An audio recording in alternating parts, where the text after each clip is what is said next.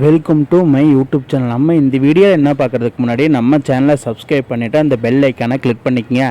அப்படின்னா தான் நான் போடுற வீடியோ வந்துகிட்டே இருக்கும், நீங்கள் பார்த்து என்ஜாய் பண்ணிகிட்டே இருக்கலாம். இப்போ நம்ம இந்த வீடியோவில் என்ன பார்க்க போகிறோம்னா, ரிஷப் பண்ட் வாசிஸ் பேட் கமின்ஸ், அதாவது எல்எஸ்டி வாசிஸ் எஸ்ஆர்ஹெச் ஹைதராபாத்தில் நடந்த மேட்சை பற்றி தான் பார்க்க போகிறோம்.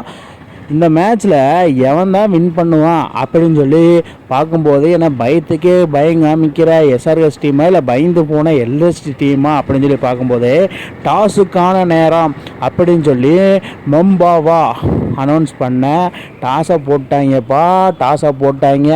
டாஸ் வின் பண்ணது யார் அப்படின்னு சொல்லி நம்ம பொறுத்து தான் பார்க்கணும். ஏன்னா அந்த டாஸில் பல சிக்கல்கள் இருக்குது, அது நமக்கு எல்லாத்துக்குமே தெரியும்.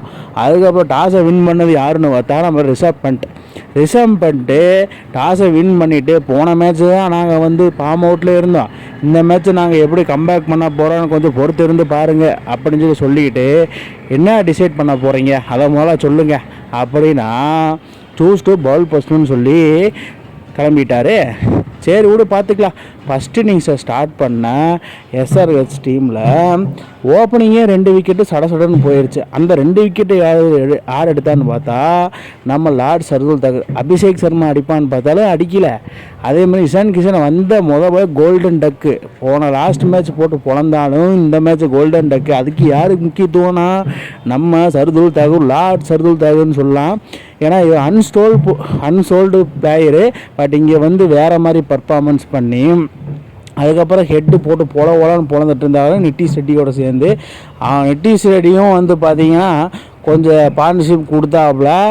ஆனால் ஹெட்டை தூக்கி விட்டான் யார், நம்ம ஃப்ரெண்ட்ஸு போட்டேன் பாரு. 140 ஸ்பீடில் ஸ்டெம்பு பறக்குது, வேறு மாதிரி அனல் பறக்குது. அந்த ஸ்டேடியம் ஃபுல்லாகவே சைலன்ஸ் பண்ணிட்டான் நம்ம ஃப்ரெண்ட்ஸு. இப்படி சைலன்ஸ் பண்ணால் என்ன தான் பண்ணுறது? ட்ரெஸ் கிட்டே தூக்கி வச்சு உன்னை கிளசம் பேரக்கிறான் பார்த்தா கிளசுனா அவுட்டு. என்னன்னா அது எஸ்ஆர்ஹெச் டீமுக்கு வந்த சோதனை. 300 அடிப்பாங்கன்னு எதிர்பார்த்தா இவங்க 200 அடிக்கிறதே பெரிய விஷயமா இருக்குதுங்க இப்போதைக்கு. அதுக்கப்புறம் யங் ஜெனரேஷனில் வந்த ஆன்கிட் சர்மா போட்டு அந்த அடிக்கிறான். 10 பாலுக்கு கிட்டத்தட்ட 24னா அவனையும் தூக்கி விட்டாங்க. அதுக்கப்புறம் பேட் கமின்ஸ் நான் கேப்டன்சி இன்னிங்ஸ் ஆடியே தான் ஆவேன் அப்படின்னு சொல்ல 4 பாலுக்கு 3 6 அடிக்கிறான். அப்புறம் நம்ம ஆவேஷ்கான் என்ன பண்ணிக்கிறான், டப்புன்னு ஆவேஷ்கான் தூக்கி விட்டதுனால என்னவாம், பேட் கமின்ஸ் தம்பித்து போனால் தரணும் அந்த செனாரியாவில். ஆவேஷ்கானா பேட் கமின்ஸ்னு முதல்ல செம்ம. இதன் மூலிமா என்னென்னா எஸ்ஆர்ஹெச் 190 ரன்னுக்கு 9 விக்கெட்டை போச்சு. இது அதிகமாக பார்த்தீங்கன்னா ட்ரிவிஸ் கேட்டு தான் 47 ரன் அடிச்சிருக்கிறாப்புல. ஸோ இதன் மூலிமா சொல்ல வர்றது என்னென்னா சர்துல் தாக்கூர் அருமையாக கம்பேக் பண்ணியிருக்காரு. ஒரு அன்சோல்டு பிளேயராக ஐபிஎல்லில் இருந்தாப்புல ஆக்ஷனில். பட் அவரை நம்பி எடுத்தாங்க. ஒரு இன்ஜுரியினால் எல்எஸ்டி நம்பி எடுத்தாங்க. நம்பினது வீண் போடலப்பா, 4 விக்கெட் எடுத்தாப்புல. இப்போ என்னென்னா LSD நீடர் 191 runs to win.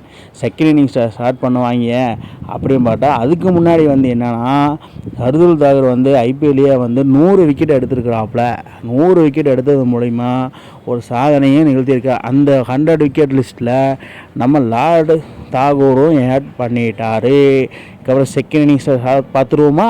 Second இன்னிங்ஸில் என்ன நடந்ததுன்னா ஏடிஎன் மார்க்கரும் இந்த அடிக்கிறான் அந்த அடிக்கிறான் எந்த அடிக்கிறான் அவன் அடிக்கவே மாட்டான், அவனை தூக்கி விடு டப்புன்னு அப்படின்னு சொல்லி தூக்கி விட்டாங்க. அதுக்கப்புறமா நம்ம மெட்டில் மார்ஸும் பூரானும் போட்டு போல நாயடி பையடி பூரான் போட்டு தாறுமாறான் அடிக்கிறான். அதாவது பாகுபாடே பார்க்கல, பாரபட்சம் பார்க்கல. சிம்ரன்ஜித் சிங் நீ எல்லாம் எதுக்கு இருக்குன்னே தெரியல. போன மேட்ச் 2 விக்கெட் போட்டேன், பட் இந்த மேட்ச் விக்கெட்டு போடலையே, பூரானம் போட்டு பொழந்து விட்டுட்டானே ஒன்று. அதுக்கப்புறம் ஸ்பின்னை கொண்டு பார்த்தா ஸ்பின்னையும் போட்டு புழக்கிறானுங்க. என்னடா அது இதுக்கு ஒரு எண்டே இல்லையா? கொண்டா ஆடம் ஜம்பாவை வரும் போட்டு அட எவனை கொண்டு வந்தாலும் போட்டு புழக்கிறியாடா, உனக்கு விக்கெட் எப்படா நான் எடுக்கிறது அப்படின்னு சொல்லி பேட் கமின்ஸோட மைண்ட் வாய்ஸு. பேட் கமின்ஸ் நீ யாரை வேணால் கொண்டு வா, எவனை வேணால் கொண்டு வா, நான் வச்சு செய்கிறத செஞ்சே ஆவேன் அப்படின்னு சொல்லி நிக்கோலஸ் பூரானும் மிட்டில் மார்ஸும் சேர்ந்து தாறுமாறி தக்காளி சோறா போட்டு புலந்து எடுத்துட்டாங்க. 10ஆவதுக்கு மிட்டில் மார்ஸு நான் தலையிலாக தான் குதிப்பேன் அந்த மாதிரி ஸ்ட்ரெயிட் ட்ரைவராக ஆடுறாப்புல. ஸ்ட்ரெயிட்லேயே 6 அடித்தா மற்ற ஃபீல்டு செட் பண்ண நான் எதுக்குடா செட் பண்ணேன் அப்படின்னு சொல்லி பேட் கமின்ஸோட மைண்ட் வைஸு இப்படியே போயிட்டு இருந்தா. இதுக்கு ஒரு எண்டே இல்லையா? இவங்க என்னடா அதை 190 ரன் கிட்டத்தட்ட 15 ஓவர்லேயே முடிச்சுட்டு போயிடுறாங்க போல அப்படின்னு சொல்லி பார்க்கும்போது டக்குன்னு நிக்கோலஸ் பூரானை தூக்கி விட்டாங்க. பின்னாடியே வந்து மிட்டில் மார்ஸை 50 ரன்னுக்கு தூக்கி விட்டாங்க. இப்போ நிக்லஸ் பூரன் 75 ரன்னும் மிட்டில் மார்ஸ் 50 ரன்னுக்கு வெளியே போனப்போ நம்ம ரிஷப் பண்ட் கராத்தேலாம் பண்ணுறாரு. வந்து கும்கு கராத்தே என்னெல்லாம் ரேம் ஷாட்டு சூப் ஷாட்டு எல்லாத்தையும் பண்ணி எப்படியோ ஒரு வழியாக எல்எஸ்சி டீமை வெற்றி பாதைக்கு கொண்டு சென்றப்பட்டது. ரிஷப் பண்ட் வின்னிங் ஷாட் அடித்து மேட்சை முடிச்சு விட்டாப்புல. இதன் மூலிமா என்ன எல்எஸ்டிக்கு வந்து ஒரு 2 பாயிண்ட் கிடைக்கும். அதனால் சஞ்சய் கோயங்கா இன்றைக்கி நிம்மதியாக தூங்குவார்னு நினைக்கிறேன். இதுக்கு முன்னாடி திட்டி தீர்த்த ரிஷப் பண்டை இன்றைக்கி வந்து வாழ்த்துவார் நினைக்கிறேன். இதுக்கு முழு காரணமாகவே யாருன்னு பார்த்தீங்கன்னா நம்ம சர்துல் தாக்கூர் தான். லார்ட் சர்துல் தாக்கூர் தான். Player of the match man of the match என்ன வேணால் கொடுங்க அவனுக்கு அப்படி சொல்கிற மாதிரி தாங்க பர்ஃபார்மன்ஸு. 4 ஓவருக்கு 4 விக்கெட்டு 34 ரன்னு 11 ஓவர்லேயே 193 ரன் அடித்து எல்எஸ்சி வின் பை 5 விக்கெட்ஸ். இதன் மூலிமா நான் என்ன சொல்ல வரேன்னா எல்எஸ்சி வந்து ஃபஸ்ட்டு மேட்ச் தோற்றாலும் நாங்கள் இன்னும் இருக்கோம் அப்படின்னு சொல்லி நிரூபித்து காமிச்சிருக்கிறாங்க. இதன் மூலிமா என்னன்னா ரிஷப் பண்ட் ஒரு அருமையான வீரர்களை பிக் பண்ணியிருக்காருன்னு தான் சொல்லுவேன். சஞ்சய் கோயங்கா பார்த்துக்க. ஆரஞ்சு கேப்பும் வந்து நிக்லஸ் பூரங்கிட்ட இருக்குது. அதே பர்பிள் கேப்பும் பார்த்தீங்கன்னா லார்ட் சர்துல் தாக்கூர்கிட்ட இருக்குது. இந்த 2 கேப்பும் வச்சுருக்குறாங்க. ஸோ இதுக்கு மேலே உனக்கு என்னதாயா வேணும், எதுக்கியா ரிஷப் பண்ட்டை போன மேட்ச் திட்டினேன் அப்படின்னு சொல்லி தான் ஃபேன்ஸ் மத்தியில் ரொம்ப ஆதங்கத்தை வெளிப்படுத்த ஆரம்பிச்சிட்டாங்க சஞ்சய் கோயங்கா மேலே. இது மூலிமா என்னென்னா ஃபஸ்ட் மேட்ச் தோத்தல என்ன செகண்ட் மேட்சை வின் பண்ணிட்டாங்க. ஸோ இதை வந்து அப்படியே கண்டினியூ ஆகணும் தான் நான் வந்து ப்ரே பண்ணிப்பேன் ரிஷப் பண்ட்டுக்கு. இல்லைன்னா போன வருஷம் நடந்த மாதிரி கேஎல் ராகுலுக்கு நடந்த மாதிரி சஞ்சய் கோயங்கா ரிஷப் பண்டை வச்சு செய்யணும் செஞ்சிருவாப்பில்.